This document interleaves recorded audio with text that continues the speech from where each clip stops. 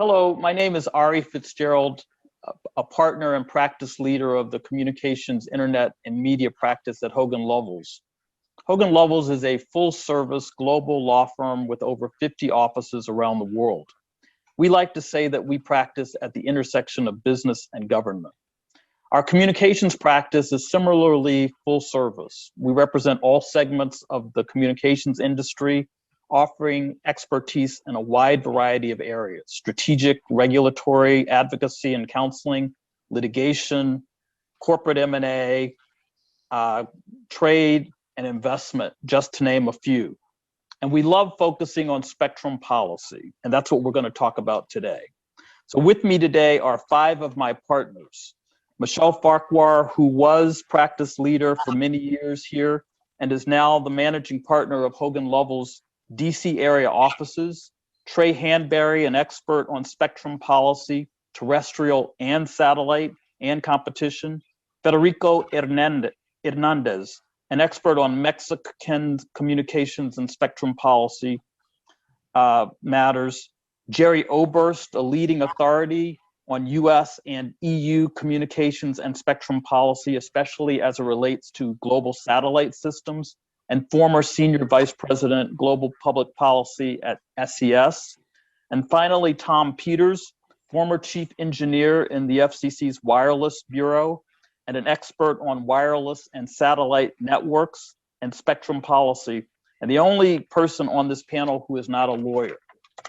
So we're gonna start our conversation by starting with Trey. And Trey, I'm gonna ask you a question. Although President Biden hasn't yet nominated a permanent FCC chair, his administration has set forth a vision regarding competition within the tech and the telecom sectors. Could you talk a little bit about the competition executive order and its implications for telecom and technology? Absolutely. Thanks, Ari. The President this summer issued an executive order where his administration expressly announced a policy of greater scrutiny of mergers, especially in the internet space. They want to pay particular attention to any acquisitions of nascent competitors based on their past views of acquisition activity. They're concerned that the accumulation of data, the offering of free products to gain market share, and other measures could actually diminish competition in the space. And so they've issued this policy really throughout the government to take a greater and more active role in supervising that. Now, the FCC, the Federal Communications Commission, is an independent agency. And so the administration has a somewhat lesser role in overseeing what that agency does, but it did, in its executive order, take aim at the internet service sector as well and encourage the FCC to take 4 basic actions. The first thing they wanted to do was to prevent ISPs, internet service providers, from entering exclusive arrangements with landlords. They view the internet market as insufficiently competitive, and they want to break up any type of collusive arrangements or exclusivity deals that might impair or further limit that choice. They wanted to adopt a broadband nutrition label, a simple, short pricing index and offering index that every consumer could understand. They wanted to put a cap or encourage the FCC to put a cap on excessive termination fees when you change service providers.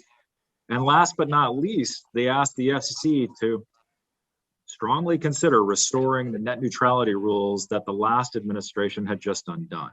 Not surprising. It's a hit parade of issues and a much more forward-leaning approach, not only to mergers, but to technology policy generally. Thanks, Trey. So just speaking about competition, AT&T recently filed a petition for rulemaking asking the FCC to establish a mid-band spectrum screen. Does this sound familiar? Can you discuss that filing and the likely fallout? Yeah, it's really interesting. It's almost, oh, how the mighty have fallen. I mean, for many years, AT&T, of course, was the leading wireless or telecom company in the United States. Right now, they are number 3 behind Verizon and T-Mobile. T-Mobile has recently overtaken AT&T's number 2 spot to Verizon after its merger with Sprint. And the basis for that merger with Sprint was really the accumulation of mid-band spectrum, which T-Mobile said would be a perfect Goldilocks band that was neither too high and traveling not so far distances or too low and be insufficiently capable of handling a lot of capacity, but instead rested right in the middle with a perfect balance of those two qualities. And that view was largely poo-pooed by AT&T and Verizon, who pursued millimeter wave spectrum, very high frequency spectrum that had a ton of capacity, but very limited range.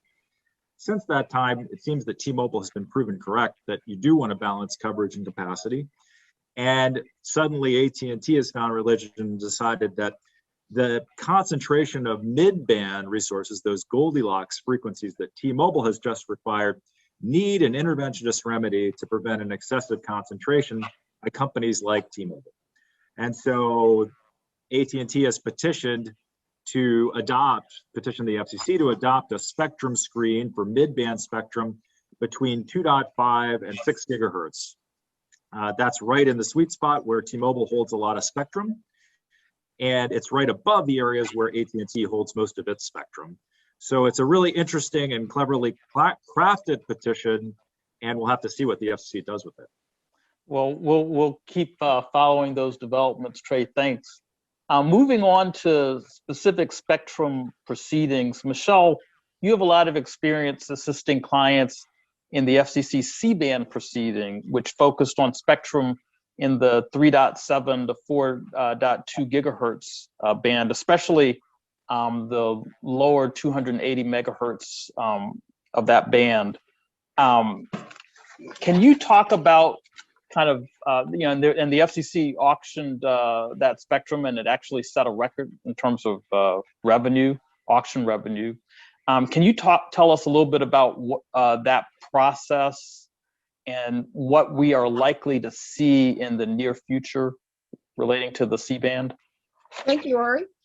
As you note, this has been extremely valuable spectrum at the mid-band 3 gigahertz range, which had been held by the satellite operators in the US, primarily used for video and audio content delivery. It became a major, very comprehensive proceeding involving virtually every industry that the FCC regulates, including satellite, broadcast, cable, and wireless, all with a particular stake and vantage point. Fortunately, the major satellite companies made it easy for the FCC by developing a private sector-led plan from the outset, which I worked on early on with my colleague Jerry Oberst, who was then at SES. And the good news is that plan has been successful, and the FCC adopted large parts of it, and it made it easy to handle both pieces of how to get the satellite spectrum successfully without interfering with all the millions of TV households in the US. It's to be squeezed into a smaller portion of the band and allow the FCC to auction that spectrum and handle the reimbursement and relocation of all of that content into that smaller space.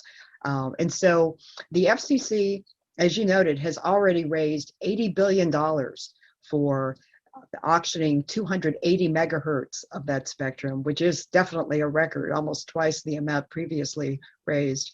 And the wireless operators already have the licenses now. The auction finished in February. They already have the licenses, which is a fast turnaround there as well. And the satellite industry has been and is working on with the broadcasters and cable operators and earth station operators to relocate the earth stations and to make sure that everything is in order there. And the satellite operators assuming that they finish that job, which they're on track to do by December 1st of this year, will be able to gain large incentive payments for going through this whole process and exercise, developing all these mini plans and confining the spectrum to a smaller portion of the band. So there are two deadlines for this accelerated relocation. One is December of this year and then December of 2023. So there are a lot of moving parts in this particular proceeding, a lot of different pieces, especially now on the reimbursement and relocation side, but it's become a successful model for potential relocations in the future. So, And Michelle, do you expect do you expect this to serve as a basis for other relocations in the future, sort of as you mentioned?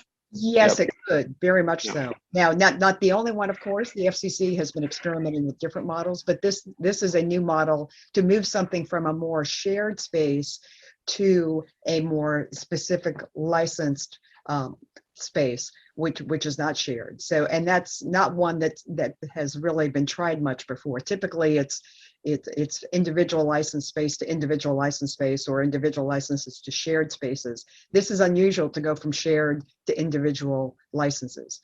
So Thanks, Michelle. You and many of us at Hogan in this practice, have also been working on, I guess, what I call sort of special purpose spectrum allocation proceedings, including proceedings that focus on making spectrum available for drone communications. Could you talk a little bit about those proceedings and the issues they raise? sure, there are several that the FCC has undertaken. And this is a good time for that development because there's a lot of interest in uncrewed aerial systems, or UAS, at the moment.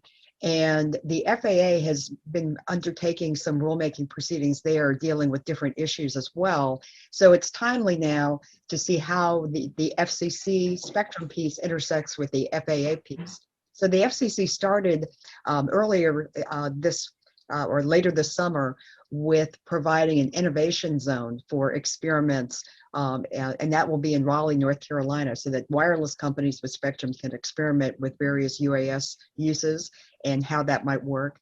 And they've also undertaken at the FCC a rulemaking proceeding with respect to the 5 gigahertz band and whether part of that band can be allocated for UAS related uses. And it might not all look the same. There might be different portions of the band that could be used for different types of operations and different types of UAS systems, or The AIA petition, right? correct. The AIA, the aerospace industry, has put a petition before the FCC, and this would be moving that further along.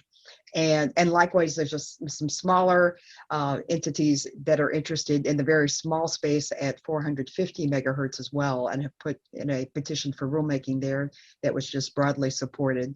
And so, And Michelle, I think you supported that Aura, the company that is behind the petition at 450. You helped them, you and others at the firm helped them secure a waiver of the 450 rules to allow them to provide drone communications. that's correct. Up to this point, it had already been useful for and used for aviation and manned aviation use. This would allow the waivers received back in January of this year would allow it to be used under some conditions for UAS purposes. And so what RO would like and has received wide support for is to pursue a rulemaking to allow that drone or UAS use, but on an easier basis. So it wouldn't just be a supplemental or auxiliary use, but it could be the fundamental use of that spectrum. Thank you, Michelle. Jerry, regulators in the US and other countries in the Americas have sort of embraced the emerging non-geostationary satellite MegaConstellations as a possible solution to the challenge of providing broadband to consumers in rural and hard to serve areas. Can you talk a little bit about what you see coming over the horizon as it relates to satellites? Well, Ari, we have a large number of constellations already authorized by the FCC, and I think Trey will even talk further about that. The issues are that there are going to be more coming down the pike because there's a new processing round starting. and there's going to be a jostling around to make sure that all of these can operate without interfering with each other, without interfering with services on the ground, without interfering with services in the geostationary orbit. So it's an extremely complex set of moving issues that gives a little bit of an excitement to the satellite sector because there's so many new applicants and so many new types of services. And the satellite sector feels it's an integral part of the overall telecommunications and providing broadband to areas that don't otherwise have it, or in new and novel ways, even in areas where they do have other services. So this is a new step in the satellite field, and it's exciting to see that develop around the world. Trey, do you want to talk about those so-called mega constellations? Sure. I think the total number of satellites in orbit today that have ever been launched is something like 11,000, give or take. Some of the new constellations that are contemplated, like SpaceX's Starlink system, contemplate 42,000 satellites alone. And some of the others are nearly as large, at least on paper. We'll see whether that kind of launch cadence necessary to achieve that sort of satellite density actually materializes. But what's really interesting is you are seeing a global race to space, not just in the United States, but in Europe and in Asia, as these very large constellations start to be planned and be implemented, not just as commercial matters to provide internet or Earth observation or other things, but as a national security matter and a strategic economic imperative too. So it'll be interesting to see how that shakes out. Thanks, Trey.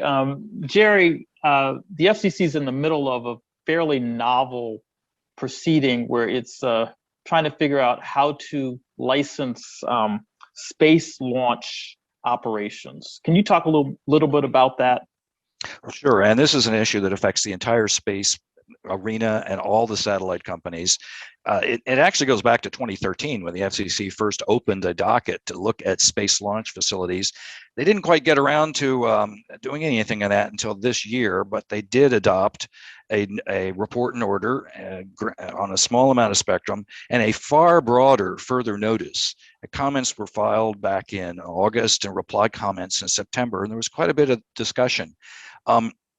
This is extremely important. A large number of companies commented because the current approach depends on special temporary authority in a rather limited number of frequencies.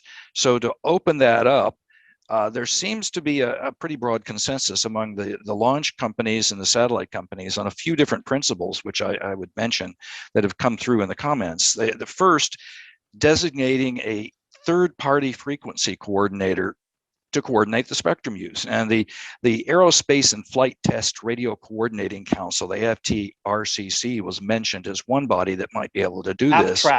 AFTRAC, because of their experience with aeronautical services. The second very important element is using a non-exclusive licensing model that would make FCC license auctions unnecessary.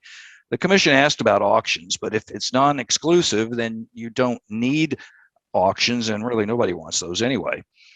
Third element would be to no one in the space launch industry, at least. Well, that's true. We don't have $80 billion to spend on launch licenses, that's for sure. Now, a third element is keeping the STA approach as in your back pocket as a complement to the licensing approach, because you always have unique issues coming up with launch and reentry vehicles. And then, most important, allocating more spectrum for launch or reentry operations. And this would cover the 420 to 430 megahertz band, the 2025, the 2110 megahertz, and the 22 to 2290 100 megahertz range. And let me return to the licensing issue, because that's one of the crucial elements of this. Essentially, there's support for an approach that was suggested by the United Launch Alliance that would allow operators to get a national license for use of the spectrum, but on the condition that the operator obtain coordination for each launch. Now, we technically call that deconfliction, so that the launches don't conflict with each other. Commercial and non-federal operators wouldn't start this process until after they had gotten the FAA, Federal Aviation Authority, approval for the launch itself. And the overall coordinating deconfliction process would include federal representatives to make sure that the federal operations are protected. Right. This would be an important way to ensure that the cadence of launches, which Trey mentioned, can be maintained. Right now, we're increasing the number of launches and many more launch companies, and it just won't operate under the current STA approach. So this is a particularly important proceeding. We're hoping it can be concluded faster than the 2013 origination of the docket. And if they can do this, it opens up opportunities for a lot of space activities. Thank you, Jerry. Sounds great, and we will all stay tuned. Federico, the viewers of this piece are this program are attending a conference that's focused on spectrum policy developments in the Americas. Thus far, we've only really been talking about U.S. developments. As an expert in spectrum policy, Mexican spectrum policy, could you talk a little bit about spectrum policy developments in Mexico? Sure, thank you, Ari. So let me give you a little bit of background on what is the status of spectrum allocation and concentration in Mexico. We have basically three carriers in Mexico providing mobile services: América Móvil, Telcel, AT&T, and Telefónica. And we have a wholesale network called the Red Compartida, who owns the whole 700 megahertz band. So basically, América Móvil and AT&T hold around 24% of the spectrum. Telefónica only a little bit less than 6%, and the Red Compartida around 12%. So you have a mix of these carriers and companies, but you have very high concentration levels in terms of users. So the market share by operator, it is around 63% owned by Telcel, around 20% by Telefónica, and 15% by AT&T, and just a little bit less than 2% from MVNOs, which are using, some of them are using the Red Compartida, which I just mentioned. So you have a very big concentration around market share, concentration spectrum kind of divided, but what we are seeing right now is that some companies, particularly Telefónica and also even AT&T, are returning spectrum. And Telefónica and AT&T a few years ago entered into an agreement whereby Telefónica will be ending using all the spectrum from AT&T basically in order to get to final users. So what you are seeing here is that some companies are waiving a spectrum, and one of the reasons is because the price. Mexico has one of the highest rates and fees in terms of spectrum and the use of spectrum. So that is one of deterrent that companies are facing, and how to deal with that, and also that it is a challenge in terms of how to improve 5G technologies and so on. So we are facing another bad factor that we are having right now in Mexico is that the Red Compartida and the particular company Altan is under the Mexican Chapter 11. So we are facing some issues in Mexico, and the regulator needs to tackle those issues in order to really cope the situation in terms of concentration, in terms of better services, and in terms of improvement of 5G, particularly in Mexico. We are seeing other countries in Latin America that are doing a little bit better policies in terms of how to deal with 5G, particularly, for example, Brazil just launched a new plan for the launch of 5G and promote new services. Colombia as well is doing a good job there. But Mexico, I think we're lagging a little bit there. And although there is, for example, right now a public bidding in order to allocate around 45 megahertz in different bands, in the 800 band, in the PCS, AWS, and 2.5 gigahertz. Those bands are really are going to be allocated to the usual suspects, Telcel and AT&T, basically. Yep. So things needs to be improved.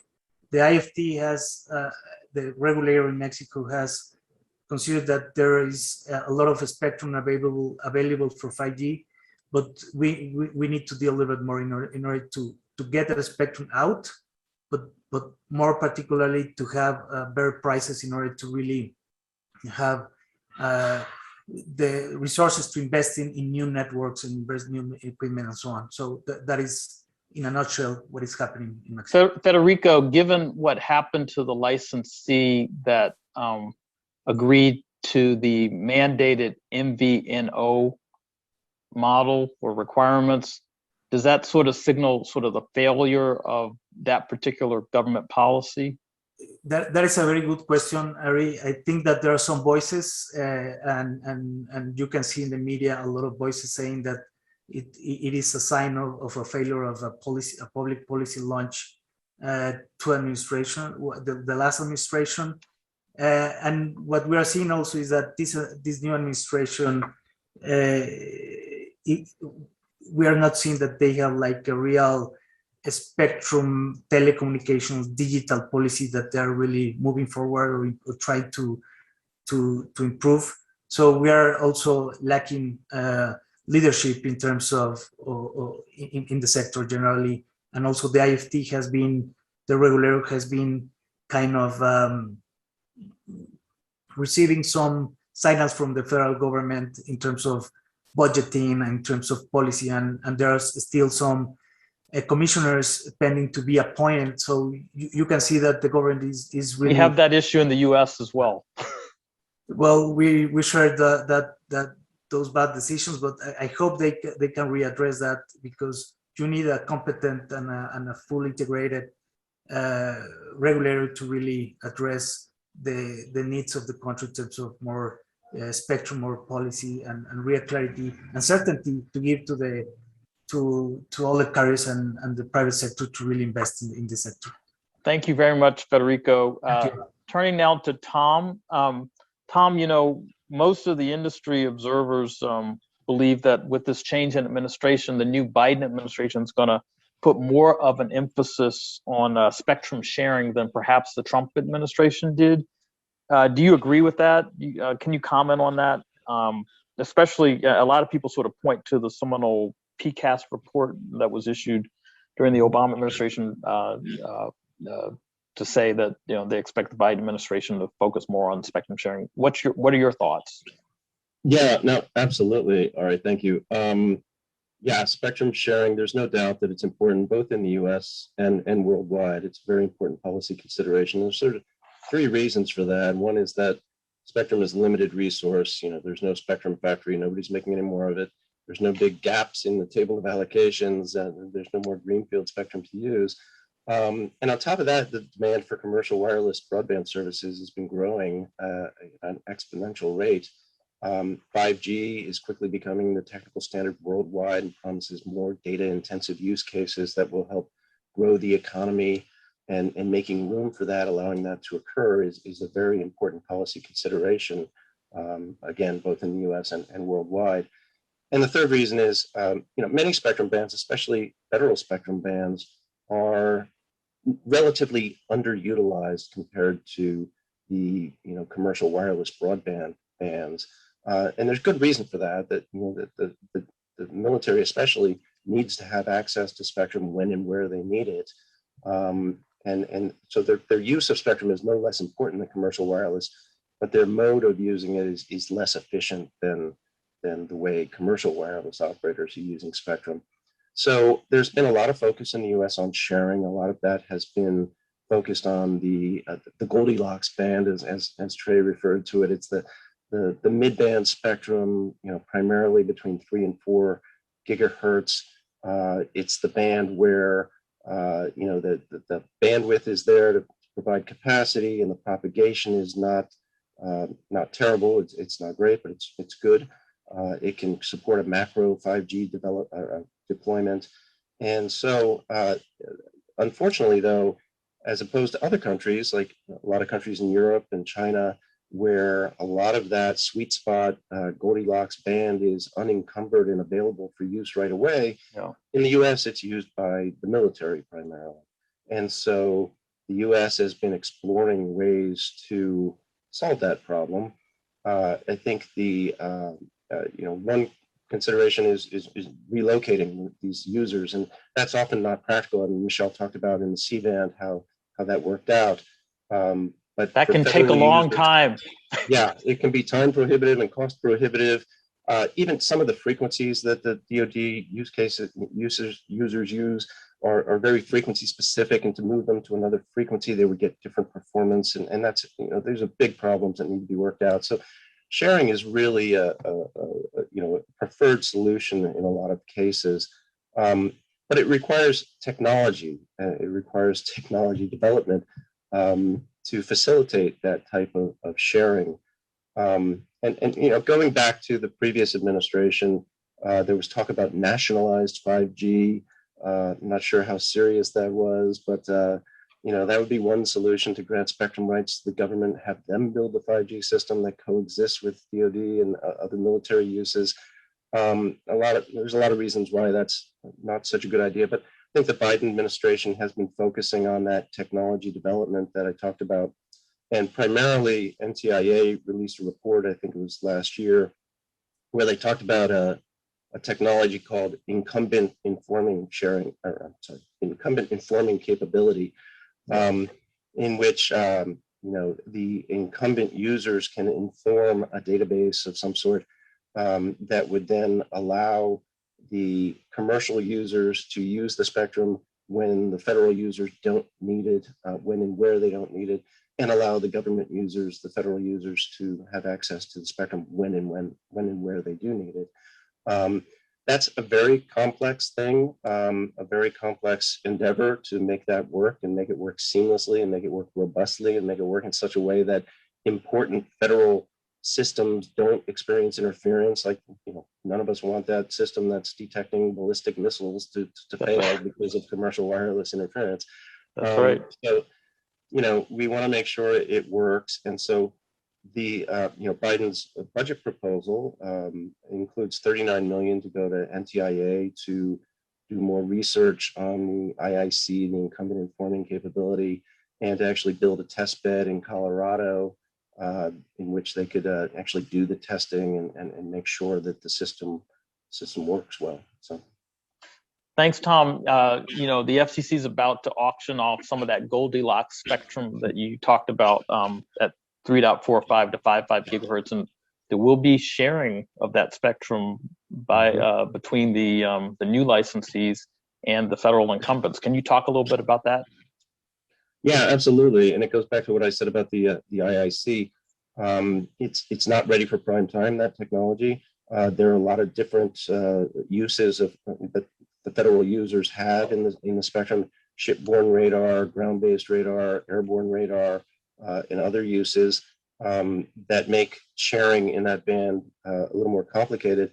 So because the IIC wasn't ready, the FCC basically said, well, we're going to go back to the sort of brute force coordination method where we establish these, cooperative planning areas and periodic use areas, these basically coordination zones within which, the wireless licensees that win the license at auction would need to coordinate their deployments with the federal agencies that are operating within those zones.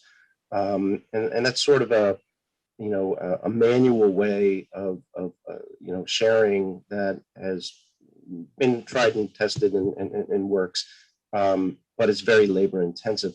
The challenge is to develop technologies like the IIC that will allow sort of more automated and dynamic sharing of the frequencies that could be more efficient and allow the wireless operators to have greater access to the spectrum.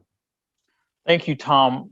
I hope this brief discussion that we've had highlighted issues that are of interest to you viewers out there. If that's the case, I hope you will not hesitate to reach out to us. We would love to work with you. I'd like to thank Forum Europe for the opportunity to speak with you, speak with my colleagues, and to sort of highlight my colleagues' capabilities on spectrum policy issues with you today.